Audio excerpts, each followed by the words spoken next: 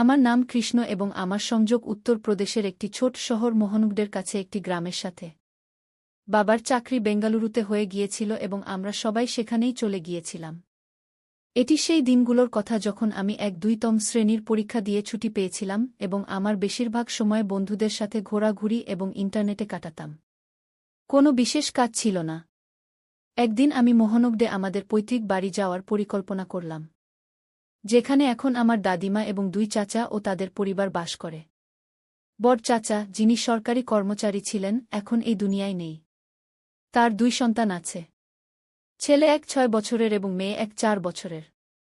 ছোট চাচার এখনও বিয়ে হয়নি, তিনিও সরকারি কর্মচারী।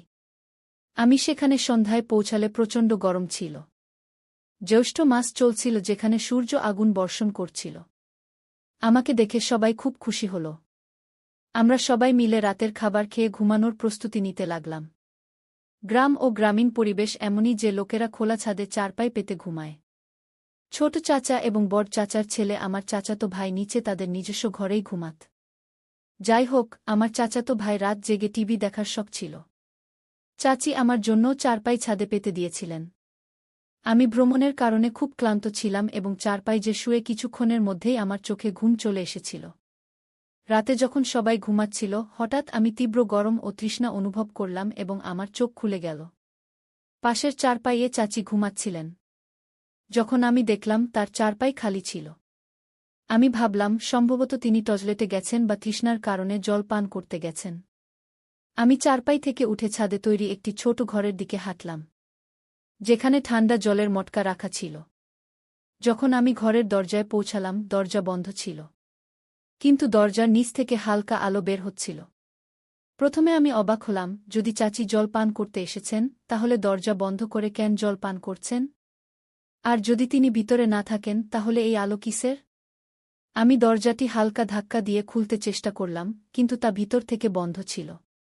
আমি এখনও এই চিন্তায় ছিলাম যে ভিতর থেকে কেউ দরজার দিকে হেঁটে আসার শব্দ পেলাম। আমি দ্রুত চারদিকে তাকালাম। আমার চোখে পড়ল ঘরের পাশের বাইরের দিকে একটি তুলসী চবুতরা। তার পিছনের দিকে প্রায় ২ থেকে ৩ ফুট জায়গা খালি ছিল। আমি দ্রুত সেখানে গিয়ে লুকিয়ে পড়লাম। কয়েক মিনিট পর হালকা দরজা খোলার শব্দ শোনা গেল এবং কেউ বেরিয়ে এল। সে চারদিকে তাকাল এবং সরাসরি তুলসী চবুতরার পাশের বাগানের দিকে এগিয়ে গেল।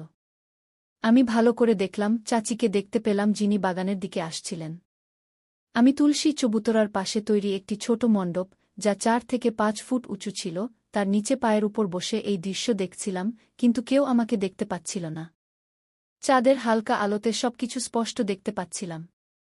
যখন চাচি বাগানের কাছে পৌঁছালেন, আমি দেখলাম তিনি সেখান থেকে কিছু তুললেন এবং আবার সেই ঘরের দিকে ফিরে গেলেন। তার যাওয়ার প্রায় ২ মিনিট পর আমি চুপি চুপি সেখান থেকে বেরিয়ে ঘরের দিকে গেলাম। এবার দরজা হালকা খোলা ছিল, কিন্তু হালকা আলো আসছিল। আমি ধীরে ধীরে দরজাটি একটু ঠেলে অর্ধেক খুলে উকি দিলাম। কিছুটা অন্ধকার থাকা সত্ত্বেও যে দৃশ্য দেখলাম, তা আমার হুঁশ উড়িয়ে দেওয়ার জন্য যথেষ্ট ছিল। ভিতরে চাচি বাঁ দিকে এক কোণে একটি চারপাইয়ে বসেছিলেন এবং নিজের সাথে খেলছিলেন। এই দৃশ্য দেখে আমি হতবাক হয়ে গেলাম এবং প্রায় ১ সেকেন্ড পর যখন আমি কল্পনার জগৎ থেকে ফিরে এলাম এবং চোখ খুললাম, তখন আমার পায়ের নিচে মাটি সরে যাচ্ছিল। যখন আমি চোখ খুললাম, দেখলাম চাচির মুখ ফ্যাকাশে হয়ে গেছে এবং তার দৃষ্টি আমার মুখের উপর ছিল। আমি এখনও ভয়ে ও লজ্জার মধ্যে ছিলাম যে চাচির কণ্ঠ আমার কানে পৌঁছাল, কৃষ্ণ, তুমি এখানে কি করছ? আমি চাচির দিকে না তাকিয়ে দ্রুত সিঁড়ি দিয়ে নিচের ঘরে গিয়ে ভিতর থেকে দরজা বন্ধ করে বসলাম এবং ভয় ও লজ্জায় ভাবতে লাগলাম, এখন কি হবে? আমি চাচির মুখোমুখি কিভাবে হব? যদি তারা কাউকে বলে দেয়, তাহলে বাবার মার এবং বিশেষ করে সবচেয়ে ছোট চাচার কথা ভেবেই আমি ভয় পাচ্ছিলাম। আমার ছোট চাচা ছিলেন কঠোর স্বভাবের এবং ছোটবেলায় আমি তার কাছ থেকে অনেকবার মার খেয়েছি। আমি সেখানে আধা ঘণ্টা বসেছিলাম এবং ভাবতে ভাবতে শেষে সাহস করে উঠে পড়লাম। মুখহাত ধুয়ে আস্তে আস্তে ছাদে চলে গেলাম। প্রথমে চাচির চারপাই দেখলাম, তিনি অন্যদিকে মুখ করে শুয়েছিলেন। আমি চুপি চুপি এসে কোনো শব্দ না করে আমার চারপাই যে শুয়ে পড়লাম এবং সকালের অপেক্ষায় অপেক্ষায় কখন যে ঘুম এসে গেল, আমি ঘুমিয়ে পড়লাম। সকালে প্রায় ৯:০০ বাজে সময় ছিল যখন আমার খালাতো বোন এসে আমাকে জাগিয়ে দিল যে, কৃষ্ণ দাদা, উঠো, দাদিমা এবং মা নিচে নাস্তার জন্য ডাকছেন। আমি হঠাৎ করে উঠে সরাসরি টয়লেটে চলে গেলাম। গোসল সেরে নাস্তার জন্য সবার সাথে বসে গেলাম। দাদিমা এবং বাচ্চারাও নাস্তা করছিল। ছোট চাচা জি পত্রিকা পড়ছিলেন এবং একই সাথে নাস্তাও করছিলেন, আর চাচি জি রান্নাঘর থেকে জিনিসপত্র এনে নাস্তা সাজাচ্ছিলেন। আমি চুপিসারে চাচি জির দিকে তাকিয়েছিলাম। যখন নাস্তা সেরে গেল, চাচি জিও এসে নাস্তা করতে বসলেন। যখন আমার এবং চাচি জির চোখে চোখ পড়ল, আমরা দুজনেই তৎক্ষণাৎ চোখ ফিরিয়ে নিলাম। আমরা একে অপরের দিকে তাকাতে পারছিলাম না। আমি বারবার চাচি জির দিকে তাকাচ্ছিলাম। হঠাৎ চাচি জি রাগত চোখে আমার দিকে তাকালে আমি ভয়ে নিচে মুখ করে নাস্তা করতে লাগলাম। মনে এক অদ্ভুত ভয় ছিল যে চাচি জি যদি নাস্তার পর চাচা জিকে বলে দেন, তাহলে আমার ভালো হবে না। আজ এই চিন্তায় খাবার গিলতে কষ্ট হচ্ছিল। আমি এই চিন্তায় মগ্ন ছিলাম যে ছোট চাচা জি বললেন, বাচ্চারা, ব্যাগ নিয়ে নাও। স্কুলে যাওয়ার সময় হয়ে গেছে এবং আমাকে বললেন, কৃষ্ণ বেটা, সন্ধ্যায় ডিউটি শেষে তোমার সাথে কথা বলব গু। আমি শুধু এতটুকু বললাম, জি চাচা জি কে, এবং তিনি কিছুক্ষণের মধ্যেই বাচ্চাদের নিয়ে চলে গেলেন। দাদিমা তার রুমে চলে গেলেন, আর চাচি জি বাসন তুলে রান্নাঘরে রাখতে লাগলেন। আমি চুপিসারে উঠে টিভি রুমে গিয়ে টিভি দেখতে বসলাম। টিভিতে মন বসছিল না। বারবার একই কথা মাথায় আসছিল যে চাচি জি এখনো পর্যন্ত চাচা জিকে রাতের কথা বলেননি। কিন্তু তিনি যে কোনো সময় বলে দিতে পারেন, তাহলে কি হবে? এই ভাই আমাকে কারে কারে খাচ্ছিল। রান্নাঘর থেকে চাচি জির বাসন ধোয়ার শব্দ আসছিল। কিছুক্ষণ পর দেখলাম চাচি জি পুরো বাড়িতে ঝাড়ু দিতে লাগলেন। প্রথমে আঙ্গিনায়, তারপর বাকি রুমগুলোতেও। যখন তিনি টিভি রুমে এলেন এবং কিছুটা রুক্ষ স্বরে বললেন, কৃষ্ণ, বাইরে যাও। আমাকে রুম পরিষ্কার করতে দাও। পরিষ্কার করার পর বসে টিভি দেখবে আমি নিঃশব্দে উঠে বাইরে আঙ্গিনায় পড়ে থাকা চারপাইয়ে গিয়ে বসলাম। কিছুক্ষণ পর দেখলাম চাচি জি টিভি রুম পরিষ্কার করে নিজের রুমে চলে গেলেন, আর আমি আবার টিভি রুমে গিয়ে বসলাম এবং টিভি চালু করলাম, কিন্তু মন কোথায় যেন ছিল। কিছুক্ষণ পর রুমের জানালা দিয়ে দেখলাম চাচি জি তার রুম থেকে বেরিয়ে অন্য রুমের দিকে যাচ্ছেন এবং রুমে ঢুকে ভেতর থেকে দরজা বন্ধ হওয়ার শব্দ শুনলাম। আমার মনে আবার শয়তান করা নাড়ল এবং আমি রাতের ঘটনা নিয়ে ভাবতে লাগলাম। হঠাৎ আমি সেখান থেকে উঠে সেই রুমের দিকে হাঁটতে লাগলাম এবং দরজার কাছে পৌঁছে ভেতরে দেখার চেষ্টা করলাম। কিন্তু দরজাটা লোহার তৈরি ছিল এবং তাতে এমন কোনো জায়গা ছিল না যেখান থেকে ভেতরে দেখা যাবে। আমি ভেতরে দেখার জন্য জায়গা খুঁজছিলাম। হঠাৎ আমি দেখলাম দরজার তালা ঠিক নিচে একটি ছোট ছিদ্র আছে। আমি তৎক্ষণাৎ সেখানে চোখ লাগালাম এবং ভেতরের দৃশ্য দেখে খুশি হয়ে গেলাম যে চাচি জি আবার সেই কাজ করছিলেন। আমি এই দৃশ্যে মগ্ন ছিলাম যে চাচি জি নিচে বসলেন এবং তার মুখ আগে থেকেই দরজার দিকে ছিল, আর আমার মনে হলো তিনি আমাকে ছিদ্র দিয়ে দেখতে পেয়েছেন। তিনি এই সময় ঠিক ছিদ্রের দিকে তাকিয়েছিলেন। আমার তখন অবস্থা খারাপ হয়ে গেল এবং আমি সেখান থেকে দৌড়ে দাদিমার রুমে গিয়ে দরজা বন্ধ করে বসলাম আর ভয়ে পাগল হয়ে গেলাম এবং ভাবতে লাগলাম, আমি আবার কি ভুল করে ফেললাম। এখন আমার ভালো নেই এবং চাচি জি আজ নিশ্চয়ই চাচা জিকে বলে দেবেন, আর আজ আমার সমাধানই হবে।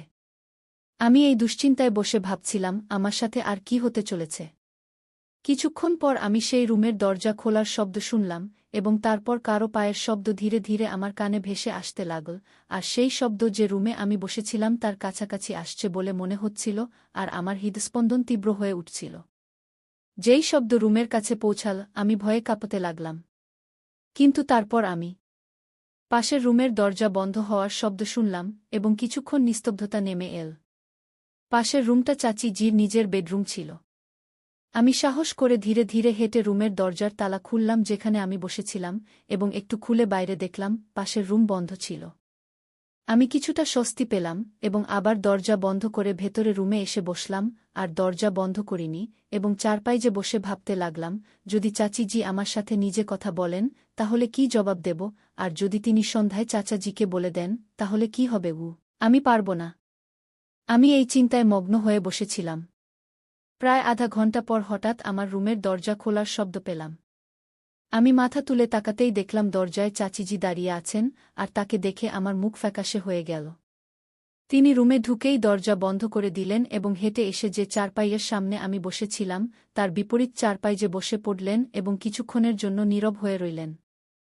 আমি ভয়ে তার দিকে তাকাতেই পারছিলাম না, তাই মাথা নিচু করে বসেছিলাম। প্রায় 1 মিনিট নীরবতার পর চাচিজির কণ্ঠ আমার কানে ভেসে এল। তিনি বললেন, কৃষ্ণ, তুমি শেষ পর্যন্ত এমন কেন করছ? লজ্জা করে না? তুমি রাতেও বিনা অনুমতিতে আমার রুমে চলে এসেছিলে, আর আজ আবার অন্য রুমে একই কাজ করেছ। আমি তোমার চাচি, আর তুমি আমার উপর অশালীন দৃষ্টি রাখো। আমি শুধু তার কথা শুনছিলাম, কিন্তু জবাব দিতে সাহস পাচ্ছিলাম না। তিনি আবার কঠোর স্বরে বললেন, জবাব দাও, কথা বলছ না কেন? আমি এখন তাকে কি জবাব দেব? ভুল তো আমারই ছিল। তারপর চাচিজি বললেন, আজ আমি সন্ধ্যায় তোমার চাচাজিকে বলব যে তুমি ভালো ছেলে নও, যাতে তিনি তোমার মাথা থেকে এই সব ভুল ধারণা দূর করতে পারেন। কি তার কথা শুনে আমি ভয়ে উঠে পড়লাম এবং সাথে সাথেই চাচিজির পায়ে পড়ে গিয়ে ক্ষমা চাইতে লাগলাম, বারবার তাকে বলতে লাগলাম, চাচিজি, আমাকে ক্ষমা করে দিন। চাচাজিকে বলবেন না, আমি আর কখনো এমন করব না। কিছুক্ষণ পর চাচিজির আমার উপর দয়া হল। তিনি বললেন, আজ আমি তোমাকে ক্ষমা করলাম, চাচাজিকেও কিছু বলব না। কিন্তু ভবিষ্যতে যদি এমন আচরণ করো, তবে মনে রেখো, আমার থেকে কঠোর কেউ হবে না। আমি প্রাণ ফিরে পেয়ে বললাম, চাচিজি, আমি প্রতিজ্ঞা করছি, ভবিষ্যতে এমন কখনো হবে না। এরপর তিনি উঠে চলে গেলেন। আমি চারপাই যে শুয়ে ভাবতে লাগলাম, ভাগ্যিস আজ রক্ষা পেলাম, আগে থেকে আরও সতর্ক থাকতে হবে। এরপর কয়েকদিন এভাবেই কেটে গেল। আমি আবার স্বাভাবিক হয়ে গেলাম, চাচিজির সাথে হালকা কথাবার্তাও চলতে থাকল, চাচাজি ও বাড়ির অন্যান্যদের সাথেও উঠবোস চলতে লাগল। একদিন দুপুরের সময় দাদিমা তার রুমে ছিলেন, চাচিজিও বাড়ির কাজ শেষ করে নিজের রুমে বিশ্রাম নিচ্ছিলেন। বাচ্চারা ৩:০০টায় বাড়ি আসবে, আর চাচাজি ৫:০০টায় আসবেন। আমার মনে হল সবাই নিজ নিজ রুমে আছে, সময়ও ফাঁকা, আর আমি আমার সরিষার তেল মালিশের জন্য নিয়ে এসেছি। আমি ব্যাগ থেকে তেলের বোতল বের করে চাচিজির পাশের রুমে গিয়ে দরজা বন্ধ করে চারপাই যে বসে পড়লাম এবং তেল দিয়ে শরীর মালিশ করতে লাগলাম। মালিশে এতই মগ্ন হয়ে গেলাম যে খেয়ালই করিনি কখন দরজা খুলে গেছে, যা বন্ধ করতে ভুলে গিয়েছিলাম। আর কতক্ষণ ধরে চাচিজি আমাকে মালিশ করতে দেখছিলেন। যখন চাচিজির দৃষ্টি আমার দৃষ্টির সাথে মিলল, তিনি হঠাৎ দরজা বন্ধ করে নিজের রুমে চলে গেলেন। আমি তার রুমের দরজা বন্ধ হওয়ার শব্দ পেয়ে হুঁশ ফিরে পেলাম। আমি তাড়াতাড়ি দৌড়ে গিয়ে কাঁপতে কাঁপতে চাচিজির দরজা খটখট করলাম। ভেতর থেকে মৃদু কণ্ঠে জবাব এল, কে? আমি বললাম, চাচিজি, আমি। তিনি একটু উঁচু স্বরে বললেন, এখন যাও, তোমার সাথে এখন আমার কোনো কথা নেই। আমি আবার বিষণ্ণ স্বরে বললাম, চাচিজি, একবার শুধু আমার কথা শুনে নিন। কিছুক্ষণ নীরবতার পর আওয়াজ এল, আসো। আমি ভয়ে ভয়ে দরজা খুলে নিচের দিকে তাকিয়ে ভেতরে ঢুকলাম। চাচিজি বললেন, দরজা বন্ধ করো। আমি দরজা বন্ধ করতেই তিনি বললেন, এদিকে এসো, বিছানায় বসো। আমি ভয়ে ভয়ে বিছানার অন্য পাশে গিয়ে দাঁড়িয়ে রইলাম। তিনি আবার বললেন, বসো। আমি চুপ করে বসে পড়লাম। তিনি বললেন, বলো, কি বলতে চাও?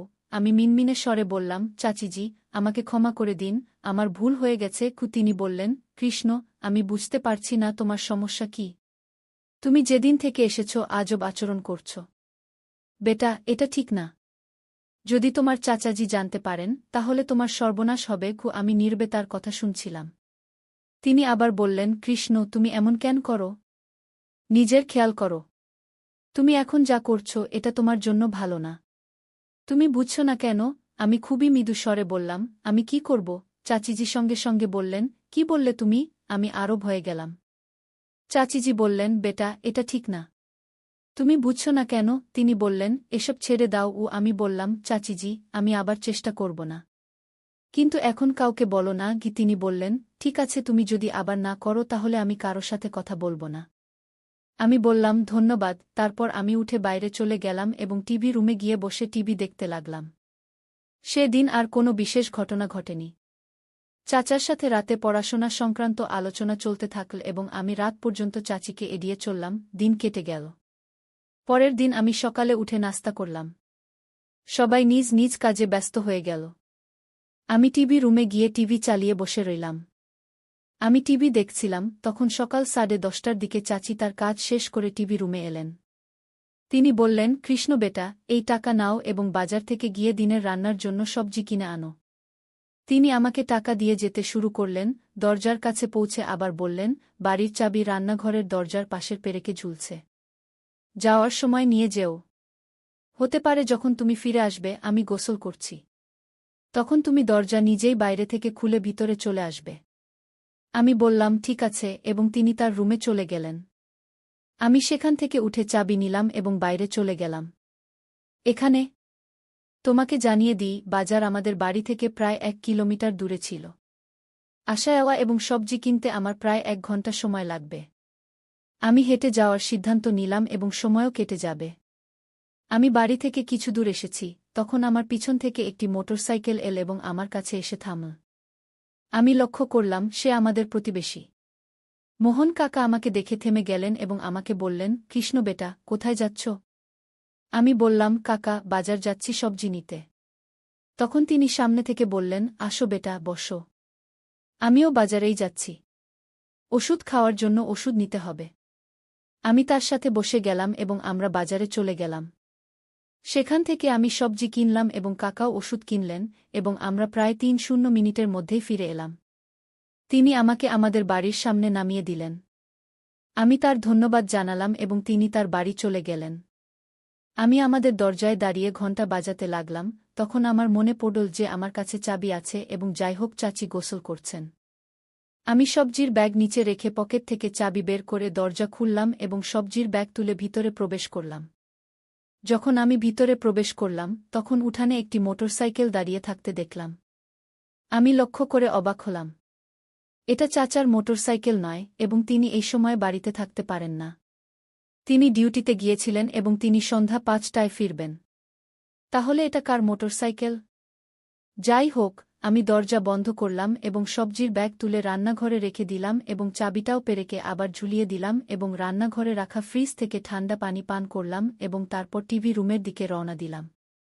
যখন আমি রান্নাঘর থেকে বের হয়ে চাচির রুমের দিকে যাচ্ছিলাম, যা রান্নাঘরের পাশেই ছিল, সেখান দিয়ে যাওয়ার সময় আমি তার রুমের দরজার পাশ থেকে অদ্ভুত ধরনের হালকা হালকা শব্দ শুনতে পেলাম। আমি চমকে গেলাম এবং একপাশে সরে দাঁড়িয়ে ভাবতে লাগলাম, এটা কার শব্দ? আমি দেখলাম দরজাও বন্ধ। আমি ধীরে ধীরে দরজার হ্যান্ডেল ঘুরিয়ে খুলে দেখার চেষ্টা করলাম, কিন্তু হতাশ হলাম। দরজা ভিতর থেকে বন্ধ ছিল। আমি ভয়ও পাচ্ছিলাম এবং ভাবছিলাম কিভাবে ভিতরে দেখব যে ভিতর থেকে কি শব্দ আসছে। তারপর আমি রুমের জানালার দিকে দৌড়ে গেলাম, মনে হলো সেখান থেকে ভিতরে দেখতে পাব। যখন আমি জানালার কাছে গিয়ে দেখলাম, তখন দেখতে পেলাম জানালার অন্য কোণে পর্দা একটু সরানো আছে। আমি খুব সতর্কভাবে ভিতরে দেখার চেষ্টা করলাম। এবার আমি কোনো ঝুঁকি নিতে চাইনি। যেই আমি সেই জায়গা থেকে ভিতরে তাকালাম, ভিতরের দৃশ্য দেখে আমার হুঁশ উড়ে গেল, কারণ ভিতরের দৃশ্য আমার জন্য হৃদয়বিদারক ছিল। ভিতরে আমি দেখলাম সামনের সোফায় চাচিজির মামার ছেলে শর্মাজি বসে আছে, যিনি মোহনগড়ের সরকারি স্কুলের শিক্ষক ছিলেন। তিনি সোফায় বসেছিলেন এবং চাচিজি তার পাশে বসেছিলেন, তারা একে অপরকে ভালোবাসছিলেন। হঠাৎ চাচিজির নজর সরাসরি জানালার উপর পড়ল এবং তার মুখের রং উড়ে গেল। আমি সেখান থেকে দৌড়ে দরজা খুলে বাড়ি থেকে বের হয়ে গেলাম। সেই দিন বাড়ি থেকে বের হওয়ার পর আমি সন্ধ্যা পর্যন্ত বাইরেই ঘুরে বেড়ালাম এবং দিনের ঘটনা সম্পর্কে চিন্তা করতে থাকলাম। আমার মাথায় একটি পরিকল্পনা তৈরি হয়ে গিয়েছিল। তারপর সন্ধ্যায় বাড়ি ফিরে এসে দরজায় বেল বাজালাম এবং কিছুক্ষণ পর আমার চাচাতো ভাই দরজা খুল। আমি বাড়িতে ঢুকে সরাসরি টয়লেটে চলে গেলাম এবং তাজা বাতাস নিয়ে চুপচাপ টিভি রুমে এসে টিভি চালিয়ে বসে রইলাম। এখন আমার চাচিজির কোনো ভয় ছিল না। আমি তাদের সমস্ত খেলা দেখে ফেলেছি এবং জানি এখন চাচিজিও আমার কোনো কথা কাউকে বলবে না। তাই আমি এই দিক থেকে সম্পূর্ণ সন্তুষ্ট ছিলাম। কিছুক্ষণ পর আমার চাচাতো বোন এসে আমাকে ডাকল যে এসে খাবার খেয়ে নাও, সবাই অপেক্ষা করছে। আমি টিভি বন্ধ করে ডাইনিং রুমে চলে গেলাম। সেখানে সবাই বসেছিল। চাচিজিও বসেছিলেন, কিন্তু তার নজর নিচেই ছিল। আমি খাওয়ার সময় বারবার চাচিজির দিকে তাকাতে থাকলাম, কিন্তু চাচিজি আমার দিকে তাকাচ্ছিলেন না। তারপর খাওয়া শেষ হতেই চাচিজি বাসন তুলে রান্নাঘরে রাখতে গেলেন এবং চাচাজি টিভি রুমে গিয়ে টিভিতে খবর দেখতে লাগলেন এবং বাচ্চারা পড়তে বসল। দাদিমা তার রুমে পূজা করতে চলে গেলেন। আমিও সেখান থেকে উঠে টিভি রুমে গিয়ে চাচাজির সাথে টিভি দেখতে লাগলাম। কিছুক্ষণ সেখানে চাচাজির সাথে গল্প হল। তারপর তিনি উঠে চলে গেলেন এবং আমি সেখানে টিভি দেখতে লাগলাম। কিছুক্ষণ পর আমি জানালা থেকে দেখলাম চাচিজি উপরের ছাদের দিকে যাচ্ছেন। আমি সেখানে টিভি দেখায় মগ্ন ছিলাম। কিছুক্ষণ পর চাচিজি নিচে নেমে এলেন এবং আবার তার রুমে চলে গেলেন যেখানে তার বাচ্চারা পড়ছিল। আমিও কিছুক্ষণ টিভি দেখলাম এবং আমার ঘুম পেতে লাগল। আমি টিভি বন্ধ করে ছাদে চলে গেলাম। সেখানে চাচিজি চারপাই পাতা দিয়েছিলেন। আমি সেখানে আমার চারপাইয়ে শুয়ে পড়লাম এবং কখন ঘুমিয়ে পড়লাম তা জানতেই পারলাম না। ঘুম ভাঙল যখন আমার চাচাতো ভাই আমাকে সকালের নাস্তার জন্য জাগাল। আমি উঠে নিচে টয়লেটে গিয়ে ঢুকে গেলাম এবং গোসল করে বের হয়ে সরাসরি নাস্তার টেবিলে বসলাম। সবাই স্বাভাবিকভাবে নাস্তা করছিল। চাচিজির দিকে তাকালাম, তিনি আমাকেই দেখছিলেন। আমার সাথে নজর মেলামাত্র তিনি তাড়াতাড়ি নজর নিচে করে নিলেন এবং নাস্তা করতে লাগলেন। আমি মনে মনে খুব খুশি হলাম যে, কৃষ্ণ বেটা, এবার তোর কাজ হবেই। চাচাজি নাস্তা শেষ করে বাচ্চাদের বললেন, চলো বাচ্চারা, স্কুলের জন্য প্রস্তুত হও। এবং চাচাজি তার রুমে চলে গেলেন এবং দাদিমাও তার রুমে চলে গেলেন এবং চাচিজি বাসন তুলতে লাগলেন। আমিও দ্রুত নাস্তা শেষ করে টিভি রুমে গিয়ে টিভি চালিয়ে বসলাম। আমি এখন ভাবছিলাম যে চাচিজি রান্নাঘরের কাজ শেষ করে বাড়ি পরিষ্কার করবেন এবং তিনি টিভি রুমেও আসবেন। আমি এই দ্বিধায় ছিলাম যে চাচিজির সাথে কথা কিভাবে শুরু করব এবং একই সাথে চাচিজির আসার অপেক্ষায় ছিলাম। কিছুক্ষণ পর আমি জানালা থেকে দেখলাম যে চাচিজি রান্নাঘর থেকে বেরিয়ে আঙ্গিনায় পরিষ্কার করতে লাগলেন এবং তিনি বাকি সব রুমও পরিষ্কার করে ফেললেন। শেষে তিনি টিভি রুম পরিষ্কার করতেন। আমি দেখলাম চাচিজি যখন বাকি রুম পরিষ্কার শেষ করলেন, তখন তিনি সরাসরি আবার তার রুমে চলে গেলেন। আমি অবাক হলাম। চাচিজি টিভি রুম পরিষ্কার করলেন না কেন? তারপর আমার মনে হল, মাসিমা নিশ্চয়ই গতকালের ঘটনার কারণে আমার মুখোমুখি হতে চাইছেন না। তিনি হয়তো ভয়ও পাচ্ছেন, কারণ যদি কৃষ্ণ গতকালের ঘটনা সম্পর্কে জিজ্ঞাসা করে, তাহলে তিনি কি উত্তর দেবেন? আর আমি মাসিমার গতকালের আচরণ দেখার পরও কিভাবে কথা শুরু করব তা নিয়ে সাহস পাচ্ছিলাম না। তারপর আমি সেখানেই বসে টিভি দেখতে থাকলাম এবং সকাল ১:০০ বেজে গেল। আমি টিভি রুমে বসে আমার পুরো পরিকল্পনা তৈরি করেছিলাম। আমি সাহস করলাম এবং মাসিমার ঘরের দিকে হাঁটলাম। তার দরজায় গিয়ে খটখট করলাম, কিন্তু ভিতর থেকে কোনো সাড়া পেলাম না। আমি ২ মিনিট অপেক্ষা করলাম, কিন্তু ভিতর থেকে কোনো শব্দ শুনতে পেলাম না। তারপর আমি দরজাটা একটু ধাক্কা দিলাম, আর দরজা খুলে গেল।